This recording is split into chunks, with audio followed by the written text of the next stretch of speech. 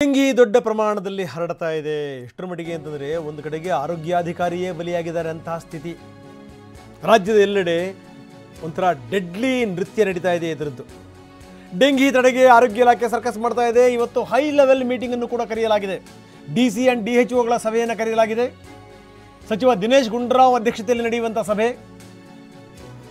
ಸಭೆಯಲ್ಲಿ ತೆಗೆದುಕೊಳ್ಳಬೇಕಾದಂಥ ಕ್ರಮಗಳು, ತೆಗೆದುಕೊಂಡಿರುವಂಥ ಕ್ರಮಗಳು, ಇದೆಲ್ಲದರ ಬಗ್ಗೆಯೂ ಕೂಡ ಚರ್ಚೆ ಆಗುತ್ತೆ. ವಿಡಿಯೋ ಕಾನ್ಫರೆನ್ಸ್ ಮುಖಾಂತರ ಮಂತ್ರಿಗಳು ಚರ್ಚೆ ಮಾಡ್ತಾರೆ. ಮಧ್ಯಾಹ್ನ 3:30ಕ್ಕೆ ವಿಕಾಸಸೌಧದಲ್ಲಿ ನಡೆಯುವಂಥ ಮೀಟಿಂಗ್.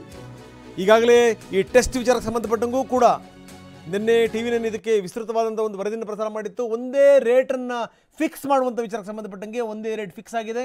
ಯಾವುದೇ ಕಾರಣಕ್ಕೂ ಹೆಚ್ಚಿನ ಪ್ರಮಾಣದಲ್ಲಿ ಹರಡಬಾರದು ಅನ್ನುವಂಥ ಕಾರಣಕ್ಕೋಸ್ಕರ ಸರ್ಕಾರ ಕೂಡ ಈಗ ಹೆಜ್ಜೆ ಇಟ್ಟಿದೆ. ಇವತ್ತು ಹೈ ಲೆವೆಲ್ ಮೀಟಿಂಗ್ ನಡೆಯುತ್ತೆ. DHOಗಳ ಜೊತೆಗೆ ಮತ್ತು ಹಿರಿಯ ಅಧಿಕಾರಿಗಳ ಜೊತೆಗೆ ದಿನೇಶ್ ಗುಂಡೂರಾವ್ ಅಧ್ಯಕ್ಷತೆಯಲ್ಲಿ ನಡೆಯುವಂಥ ಮೀಟಿಂಗ್.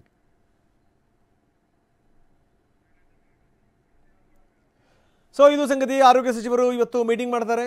ವಿಡಿಯೋ ಕಾನ್ಫರೆನ್ಸ್ ಮುಖಾಂತರ ಸಂಬಂಧಪಟ್ಟಂಥ ಅಧಿಕಾರಿಗಳ ಜೊತೆಗೆ ದಿನೇಶ್ ಗುಂಡೂರಾವ್ ವಿಸ್ತೃತವಾಗಿ ಚರ್ಚೆ ಮಾಡ್ತಾರೆ. ಇಲ್ಲಿ ತನಕ ಯಾವ್ಯಾವ ಕ್ರಮಗಳನ್ನು ಕೈಗೊಂಡಿದ್ದೀರಿ, ನಂಬರ್ 1, ಮುಂದೆ ತೆಗೆದುಕೊಳ್ಳಬೇಕಾದಂಥ ಕ್ರಮಗಳು ಯಾವ್ಯಾವು, ನಂಬರ್ 2. ಇದೆಲ್ಲದರ ಬಗ್ಗೆಯೂ ಕೂಡ, ಜೊತೆಗೆ ಸ್ವಚ್ಛತೆಯನ್ನು ಕಾಪಾಡಿಕೊಳ್ಳುವಂಥ ನಿಟ್ಟಿನಲ್ಲಿ ಬೇರೆ ಬೇರೆ ಅಧಿಕಾರಿಗಳ ಜೊತೆಗೂ ಕೂಡ ಚರ್ಚೆ ನಡೆಸಲಾಗುತ್ತೆ. ಯಾಕಂದರೆ ಈ ನಿಂತ ನೀರಿನಲ್ಲಿ, ಅದರಲ್ಲೂ ಸ್ವಚ್ಛವಾಗಿರುವಂಥ ನೀರಿನಲ್ಲೇ ಈ ರೀತಿ ಸೊಳ್ಳೆಗಳು ಉದ್ಭವ ಆಗುವುದು, ಅದರಿಂದಲೇ ರೋಗ ಬರೋದು. ಹೀಗಾಗಿ ವ್ಯಾಪಕ ಮುನ್ನೆಚ್ಚರಿಕೆ ಕ್ರಮಗಳನ್ನು ತೆಗೆದುಕೊಳ್ಳಲೇಬೇಕು. ಈ ನಿಟ್ಟಿನಲ್ಲಿ ದಿನೇಶ್ ಗುಂಡೂರಾವ್ ವಿಸ್ತೃತವಾಗಿ ಚರ್ಚೆ ಮಾಡ್ತಾರೆ. ನಾವು ತೋರಿಸ್ತಾ ಇದ್ದೀವಿ ಸ್ಕ್ರೀನ್ನ ಎಡಭಾಗದಲ್ಲಿ.